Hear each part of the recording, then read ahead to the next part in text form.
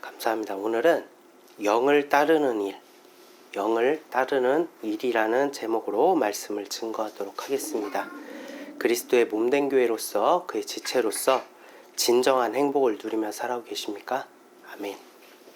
하나님께 복을 받는다는 것은 무엇일까요?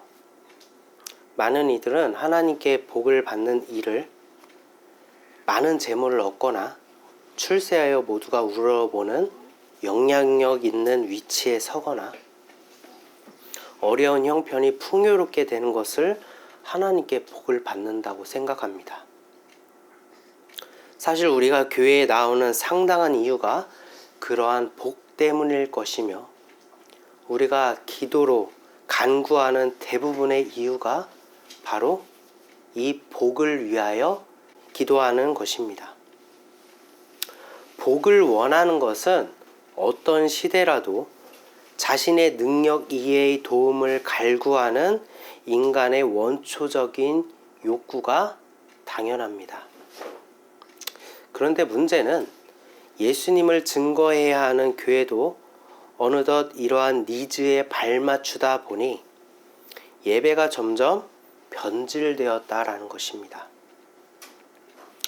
우리의 교회는 사람들이 살아가는 고난 그리고 범사의 형통함을 쫓는 기복신앙의 공감이라도 하듯이, 오늘날의 예배는 위로와 물질적 결핍을 채워주시는 하나님의 복, 이러한 이야기들로 내용이 주로 이루게 되었습니다. 그리고 어느덧 위로라는 주제는 우리를 구원하신 보혈의 십자가보다 더 중요한 타이틀로 자리 잡게 되었습니다. 너무나도 익숙해져 버렸습니다. 위로의 말에는 곧잘 감동을 받아 아멘 하면서도 예수 그리스도의 십자가에 대한 증거에는 마음이 무덤덤합니다. 마치 오병이어의 표적으로 육신을 배불리 먹을 때에는 예수님을 왕으로 생각하며 따랐던 사람들이 예수님이 자신이 생명의 떡임을 증거하자 이는 어려운 이야기라며, 그리고 이는 현실과 무슨 상관이 있냐며 모두 예수님을 떠나갔던 그 장면을 오늘날에도 보는 것만 같습니다. 하나님께서는 이 생의 복도 주시는 분이라고 여기는 이들의 주장은 다음과 같습니다. 성경을 살펴보면 믿음을 굳건히 지킨 대표적인 인물인 아브라함과 야곱과 같이, 그리고 욥과 솔로몬 또한 하나님께서 많은 재물을 주시고 번성하게 하시는 복을 주셨다라는 것입니다. 그리고 다니엘도 포로지만 높은 자리에 올랐고, 요셉도 어찌 보면은 포로와 같은 그런 나라지만 애굽의 총리가 되었죠. 높은 자리가 되었죠. 하나님이 쓰셨다라는 것입니다.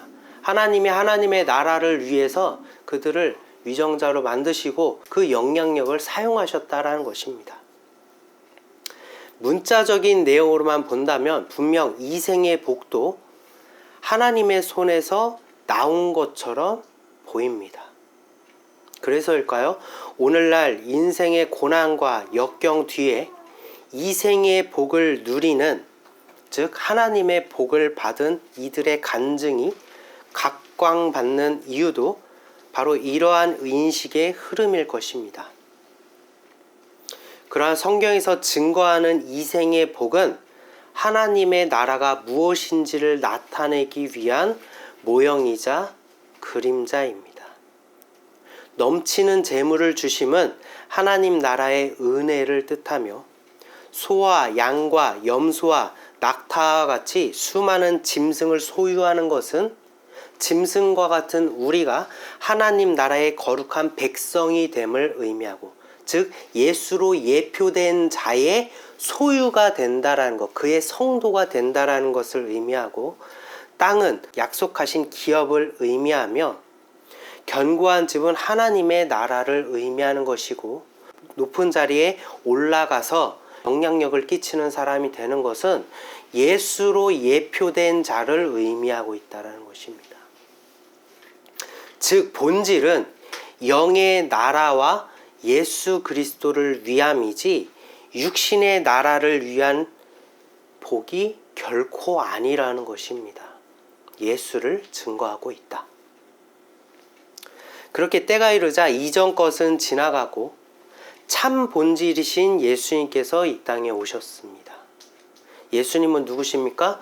천지를 지으신 하나님 자신이시며 유일한 선이시며 유일한 구원이시며 하나님 나라, 영의 나라 그 자체가 되시며 모든 성경의 언약의 성취이십니다. 본질이 찾아오셨으니 마땅히 모형은 무익한 것이 되어버렸습니다. 재물과 출세는 영의 일이 아닙니다. 철저하게 무익한 육신의 일입니다. 그래서 예수님과 사도들이 재물을 선한 것으로 증거하지 않은 것입니다. 하나님께서 주신 복이라고 증거하지 않습니다. 예수님은 부자가 천국에 가는 것이 낙타가 바늘귀에 들어가는 것보다 힘들다고 말씀하셨습니다. 청년에게 온전해지고자 한다면 내 소유를 팔아 가난한 자들에게 주고 예수님을 따르라고 했습니다. 그러자 어떻게 했죠?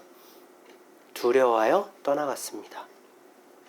너희의 재물을 하늘에 쌓아두라고 말씀하셨습니다. 삭개오는 예수님을 배울 때 그의 소유 절반을 가난한 자들에게 주겠다고 고백하였고 함께 모여 오로지 예배와 기도에 힘쓸 때 그 누가 요구하지 않더라도 많은 이들이 자신의 재물을 사도들의 발 앞에 내려놓았습니다. 이는 재물을 올바른 곳에 쓰라는 선한 곳에 쓰라는 교훈이 아닙니다.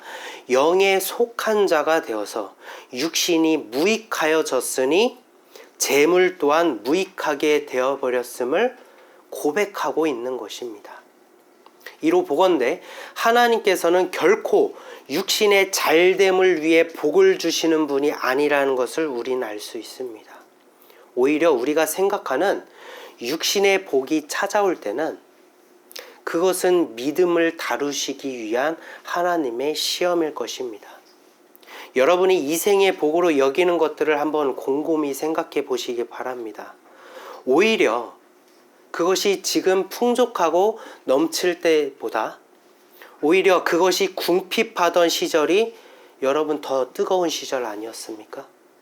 하나님께 더 부르짖던 시절 아니었습니까? 이스라엘 백성도 가장 큰 결핍을 느낀 그 광야의 생활 때 하나님의 은혜를 넘치게 받았고 하나님의 은혜를 눈으로 늘 목도할 수 있었습니다. 이 생의 복을 해피엔딩이라고 생각하지 마십시오. 진정한 해피엔딩은 우리의 영이 구원에 이르는 것. 그것이 하나님께서 주신 유일한 복입니다. 영의 나라, 즉 하나님의 나라 외에 부귀영화가 있으며 하나님의 나라의 백성이 되는 것이 가장 존귀한 출세입니다. 하나님 나라만이 우리의 유일한 소망입니다. 그리고 너무나도 놀랍게도 그것을 쟁취할 수 있는 유일한 방법이 바로 험한 십자가에 있습니다. 따라서 교회의 본질은 십자가, 곧 고난에 있습니다. 성공보단 승리에 있습니다. 풍요보단 감사에 있습니다. 번영보단 인내에 있습니다. 요한계시록에 등장하는 소아시아의 7교회를 한번 생각해 보십시오. 그들은 극심한 박해와 지독한 관한에 시달려야만 했습니다. 그리고 그들의 상황을 누구보다 잘 아시는 분은 다름 아닌 예수님이셨습니다. 그러나 예수님은 그들에게 이제는 너희들에게 재물을 채워주겠다. 높은 자리에 올라가 출세시켜주겠다. 아무도 함부로 할 수 없도록 너희들을 영향력 있는 집단으로 만들어주겠다 말씀하지 아니하셨습니다. 오히려 그 고난의 실체가 다름 아닌 예수님의 손에서 나온 것이며 우리를 이긴 자로 만드시기 위함은 시험임을 계시록을 통하여 증거하셨습니다. 우리가 앞서 살펴본 로마서도 앞으로도 변함없이 무익한 육신과 현재의 고난과 유일한 소망이 되시는 예수 그리스도를 증거하고 있습니다. 그 증거가 무엇입니까? 예수님께서 십자가에 달리심으로 이미 육신의 심판은 이루어졌고 영의 구원의 길이 열렸다라는 것입니다. 우리 모두는 지금 육신에 갇혀 있습니다. 육신에서 벗어나 있는 사람은 없습니다. 그래서 선택은 언제나 각자의 몫입니다. 여러분이 육신을 생각하고 육신을 소망하고 육신을 따른다면 그 끝은 결국 심판이요 사망일 것입니다. 그러나 영을 생각하고 영을 소망하고 영을 따른다라면 그 과정은 고난과 역경일지라도 그 끝은 반드시 생명이라고 성경은 증거합니다. 육신은 결코 선에 이를 수 없는 한계를 여러분께서 인정하셨으면 좋겠습니다. 마귀가 왕노릇하는 죄악뿐인 세상에서 선한 시민으로 살아가지 마시고 선한 기독교인으로 살아가지 마시고 하나님 나라의 거룩한 백성이 되시기를 소망합니다. 오늘도 이 증거를 위하여 우리는 로마서 8장을 살펴보도록 하겠습니다. 진리의 영이신 성령이 오늘 이 시간 우리에게 깨닫게 하시는 은혜가 넘치기를 소망합니다. 로마서 8장 1절입니다. 그러므로 이제 그리스도 예수 안에 있는 자에게는 결코 정죄함이 없나니. 예수 안에 있는 자에게 결코 정죄함이 없게 된 이유는 그리스도의 몸의 본을 따라, 그리스도의 몸의 본이 무엇이죠? 죄에 대하여는 심판을 받아 죽으셨고 의에 대하여는 순종하심으로 살아나신 그 증거가, 두 증거가, 심판과 구원의 증거가 그리스도의 몸이라는 곳에 한 곳에 함축적인 의미를 갖고 있는 것입니다. 그 그리스도의 몸의 본에 따라 우리의 육신은 그리스도와 함께 십자가에 못 박혀 죽었습니다. 예수님은 율법을 지키셨지만 우리를 대신하여 율법의 정죄를 받아 죽으신 것입니다. 따라서 그와 연합한 자들도 예수님을 따라 율법의 정죄가 끝났고 예수님을 따라 율법을 이루게 된 것입니다. 그래서 결코 정죄함이 없게 된 것이죠. 2절에서 3절입니다. 이는 그리스도 예수 안에 있는 생명의 성령의 법이 죄와 사망의 법에서 너를 해방하였습니다.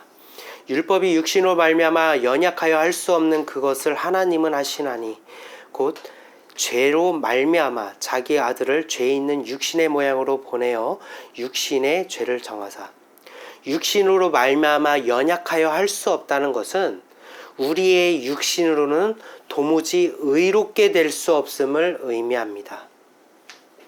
그러나 하나님 자신이시며 계명 그 자체이신 예수님은 그의 육신에 우리의 죄악을 담으심으로 죄와 의의 연합, 곧 처음 사람의 본질이며 하나님의 형상을 다시 회복하셨습니다. 오직 예수님만이 이룰 수 있는 가장 고차원적이고 가장 지혜로운 방법이 바로 십자가의 사건이라는 것입니다.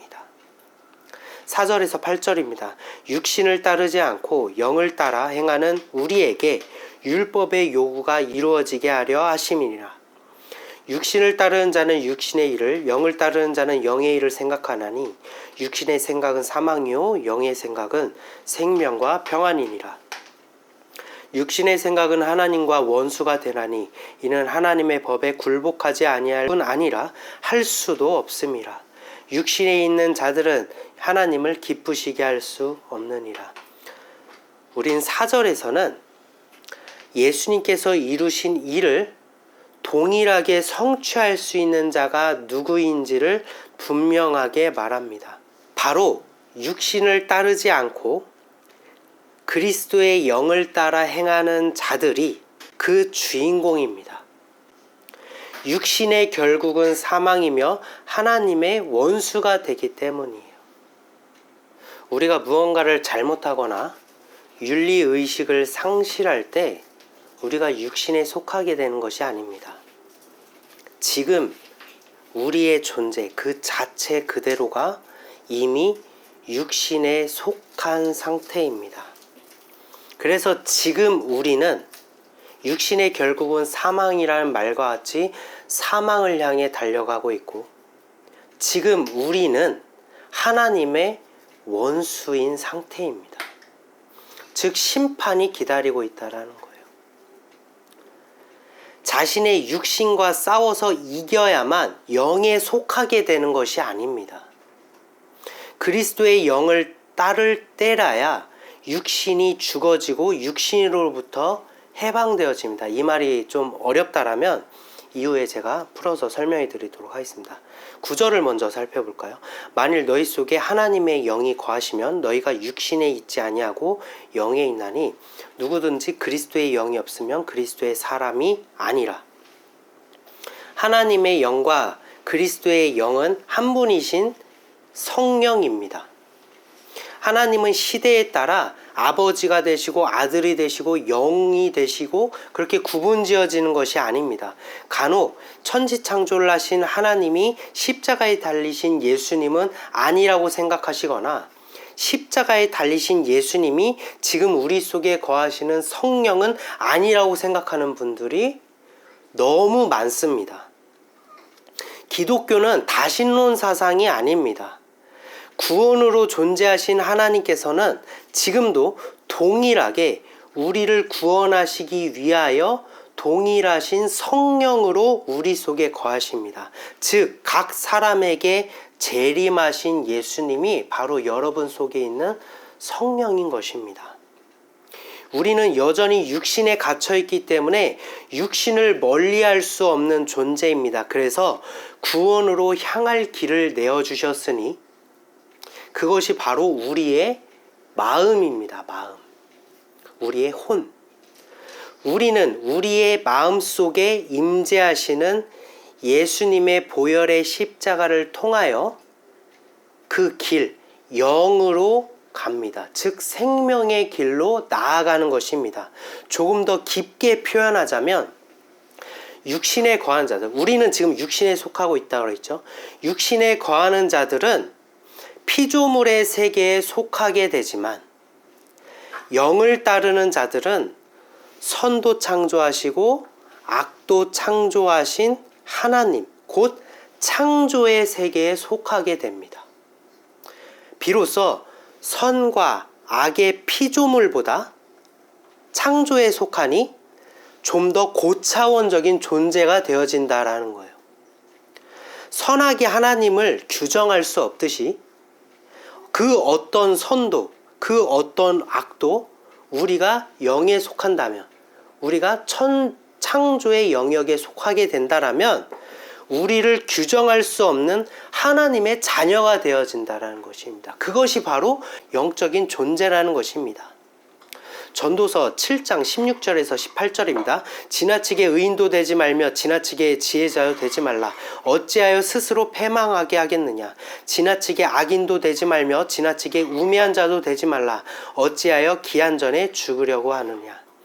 너는 이것도 잡으며 저것에서도 내 손을 놓지 않는 것이 좋으니 하나님을 경외하는 자는 이 모든 일에서 벗어날 것임이니라. 지나치게 의인이 되지 말라는 것은 육신으로 의롭게 되고자 한다면 율법에 의해 패망하게 될 것을 의미합니다.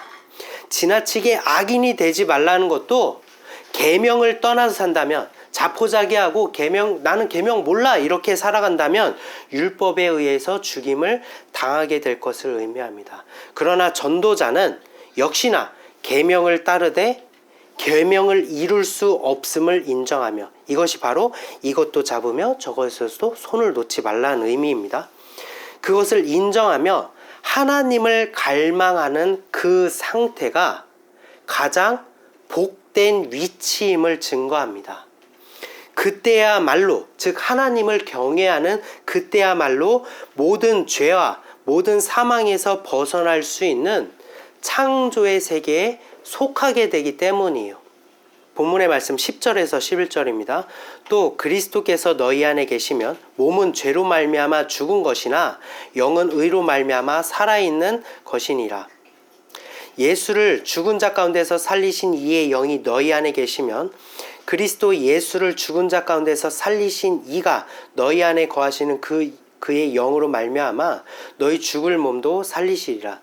따라서 순종하신 아들을 살리시는 영, 곧 성령께서는 예수님과 연합하여 한 몸을 이룬 우리 또한 사망에 내버려 두지 아니하시고 우리의 영을 살리십니다. 그 이유는 우리는 여전히 자격 없는 죄인은 분명하지만 노뱀을 끌어안은 장대와 같이 예수님께서 뱀과 같은 우리를 꽉 끌어안고 십자가에 달리셨기 때문이에요. 우리를 그 무엇으로부터 빼앗을 수 없도록 예수님의 의로움 안에 꽁꽁 숨기셨기 때문입니다. 이 장면을 우리는 출애굽기에서도 살펴볼 수 있습니다. 출애굽기 33장 20절에서 23절입니다. 또 이르시되 내가 내 얼굴을 보지 못하리니 나를 보고 살 자가 없음이라. 왜 못 보죠? 죄가 있는 자는 하나님을 볼 수 없기 때문에.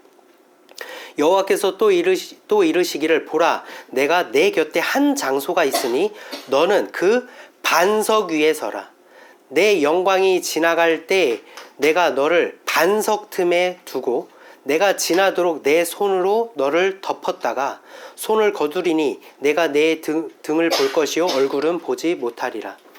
죄 있는 우리는 하나님을 바라보면 죽게 되지만 하나님께서는 반석의 죄인을 숨기시고 손으로 덮어서 우리를 안전하게 하셨습니다.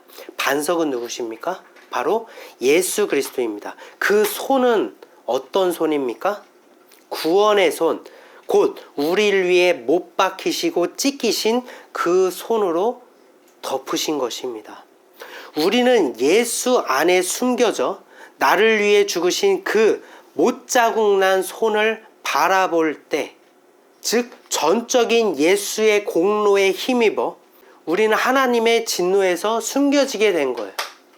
그렇기 때문에 성령께서는 순종하신 아들을 살리기 위해서라도 우리 또한 살려야만 하는 것입니다.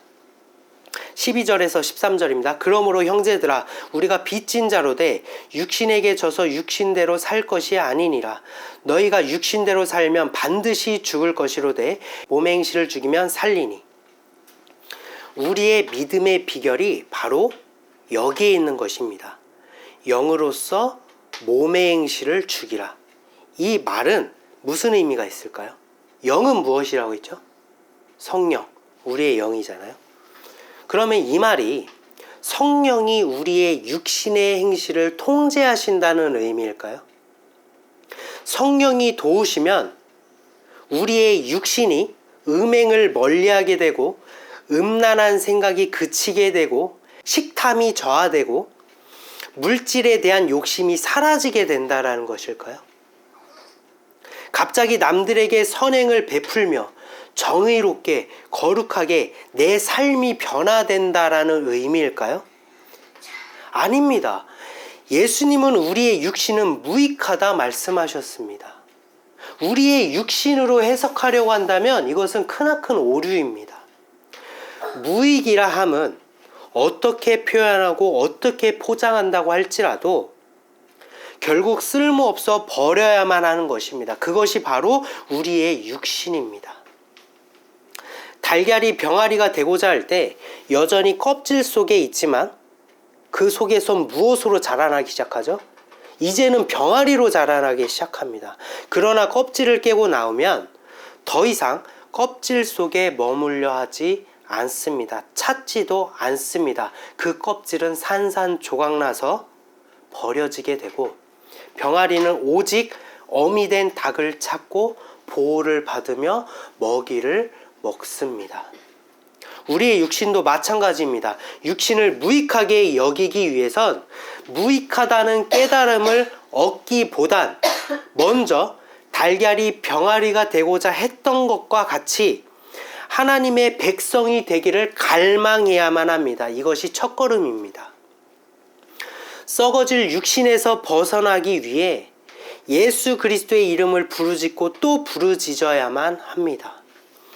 그때 겉으로는 여전히 육신이라는 껍질 속에 껍질 같지만 우리의 속에선 성화가 일어나기 시작합니다. 아직 달걀이지만 분명 병아리로 존재하는 것과 같습니다. 마찬가지로 우리도 성화의 과정, 즉 영의 사람으로 살아간다면 이 육신이 한계가 있음을 알게 되고 이 육신 때문에 답답하게 되고 이 육신 때문에 우리는 번뇌에 시달리게 된다라는 거예요. 점점 그렇게 육신이 무익해지기 시작합니다. 여러분께서 큰 번뇌에 시달리고 계시다라면 여러분 좌절하지 마십시오. 바로 영으로 나아가고 있다라는 증거입니다. 그러나 마귀는 절대 이때를 놓치지 않습니다. 너는 결코 영이 아니야. 지금 내 모습을 봐. 너도 별 수 없는 육신이잖아. 라면서 끊임없이 우리를 정죄합니다. 그때 우리가 정죄를 받아 마음이 빼앗긴다면 끝없는 구렁텅이로 빠지거나 극단적인 선택을 하는 이들이 생겨나기도 합니다. 왜 이 같은 안타까운 일들이 발생할까요? 스스로 극복할 수 있다고 여겼기 때문이에요. 육신으로 해석하여 육신으로 해결하려고 했기 때문입니다. 예수를 부르짖지 않았기 때문입니다. 그래서 성령을 받은 자들은, 영으로 향하려는 자들은 모든 관심이 하나님의 나라와 오직 예수 그리스도 한 분만을 따르고 그의 영광을 찬양하며 예배하는 일들로 우리의 삶을 가득 채워나갑니다. 틈을 주지 않습니다. 더 이상 세상의 고난을 고난으로만 생각하지 않습니다. 육신을 벗어버리는 최후의 승리를 얻기까지 험한 십자가를 붙드는 것, 그 한 가지를 감사하고 만족할 수 있는 삶을 살아가게 됩니다. 여러분 마음을 한번 돌이켜 보셨으면 좋겠습니다. 성경은 처음부터 끝까지 온통 예수님께서 여러분을 사랑하시고 이를 실천하신 내용들로만 가득 채워져 있는데 여러분은 성경을 통하여 마음에 무엇을 채우고 계십니까? 하루 종일 무엇을 생각하며 어떤 일에 시간을 보내고 계시며 무엇을 위해 부르짖고 계십니까? 심판받을 육신의 일입니까? 아니면 생명의 일을 영입니까? 14절에서 15절입니다. 무릇 하나님의 영으로 인도함을 받는 사람은 곧 하나님의 아들이라. 너희는 다시 무서워하는 종의 영을 받지 아니하고. 종의 영이 무엇이죠? 무서워하는 종의 영. 마귀잖아요. 마귀는 지금 어디의 왕입니까? 이 세상의 왕이죠. 누가 뭐래도 이 세상의 왕입니다. 우리가 훌륭한 사람이 되어서 높은 자가 된다고, 영향력 있는 자가 된다고 할지라도 이 세상의 왕은 마귀입니다. 마귀의 손아귀에 있다라는 거예요. 그러나 그의 영을 받지 아니하고 양자의 영을 받았으므로 우리가 아빠 아버지라고 부르짖느니라. 우리가 하나님의 자녀가 될 수 있는 것은 죄에 대하여 죽고 의에 대하여 예수로 거듭 나아졌기 때문입니다. 오직 예수 그리스도의 십자가의 공로로 인하여 우리가 하나님을 아빠 아버지라고 부를 수 있는 특권이 주어진 것입니다. 여러분 이 특권을 간과하지 마십시오. 작다고 여기지 마십시오. 정말 이것은 말도 안 되는 놀라운 일입니다. 어찌하여 피조물이 창조주를 아버지라고 부를 수 있단 말입니까? 어찌하여 창조주가 피조물을 양아들로 삼단 말입니까? 여러분 밖에 있는 벌레를 자녀로 삼을 수 있으십니까? 어찌하여 창조주가 피조물을 위하여 자기 목숨을 내어준단 말입니까? 우리가 어찌하여 이 같은 은혜를 받았음에도 왜 여러분은 여전히 결핍에 시달리고 계십니까? 16절에서 17절입니다. 성령이 친히 우리의 영과 더불어 우리가 하나님의 자녀인 것을 증언하시나니 자녀이면 또한 상속자, 우린 하나님의 나라의 상속자라는 거예요. 곧 하나님의 상속자요 그리스도와 함께 한 상속자니 우리가 그와 함께 영광을 받기 위하여 무엇도 받아야 한대요? 고난도 함께 받아야 할 것임이라. 험한 십자가에 우리가 연합하여야만 한다는 것입니다. 하나님께서는 우리를 사랑하심을 확증하시기 위하여 성령을 주시는 분이십니다. 여러분이 구하기만 한다면 성령을 주십니다. 성령은 우리의 죽은 영을 인치시는 예수님이십니다. 성령은 우리를 하나님의 진노로부터 보증하시는 십자가에 달리시고 다 이루신 예수님이십니다. 우리가 하나님의 자녀임을 증언하시는 분입니다. 죄인은 스스로 자신을 증언하는 것은 아무런 힘이 없습니다. 그것은 결코 믿음이 될 수 없습니다. 죄인의 말은 아무런 신빙성이 없습니다. 그러나 증인이시며 증언하시며 순종하시며 아버지의 기쁨이 되시는 그리스도, 그의 영이신 성령이 우리와 함께 계시다라면, 우리와 연합하신다라면 모든 것을 우리에게 더하여 주십니다. 여기서 말하는 모든 것은 무익하게 버려질 육신의 일이 아닙니다. 너희가 구하면 모든 것을 주신다라는 것은 재물을 구하면 재물을 주신다는 게 아니에요. 하나님의 나라를 의미하고 있다라고 했잖아요. 하나님의 나라의 부귀영화와 출세와 모든 권세와 능력과 영광이 다 있는데 왜 우리가 이 모든 것을 가지면서도 육신을 구하겠습니까? 무익하게 버려질 육신의 일이 아니라 영의 나라, 영의 풍요, 영의 존귀, 영의 거룩함을 이루어 주신다는 것을 의미합니다. 사랑하는 성도 여러분, 오늘도 우리의 결론은 바로 성령입니다. 로마서를 통해 성경을 통해 삶을 살아갈 교훈을 얻지 마시고 영이 살아갈 교훈을 얻으시길 바랍니다. 그 유일한 방법은 역시나 간구하고 또 간구하여 십자가만을 소망하여 성령을 구하고 성령을 받는 일밖에 없습니다.